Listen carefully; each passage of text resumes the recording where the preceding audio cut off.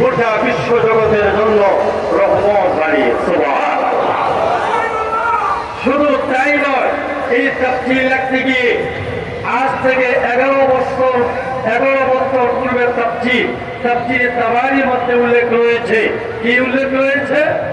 আল্লামা তাফসীরে তাবারীর মধ্যে মুসান্নিফ উল্লেখ করেন যে জাআকুম মুহাম্মাদুন সাল্লাল্লাহু আলাইহি ওয়াসাল্লাম ইনদাল্লাহ। সুবহানাল্লাহ।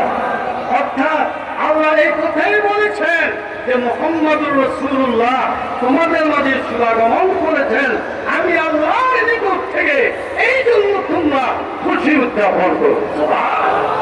পৃথিবীর বিখ্যাত প্রখ্যাত তাফসীরগুলোর মধ্যে রয়েছে যে মাজিউর রাসূল হয়েছে, এই জন্য তোমরা খুশি উদযাপন করো।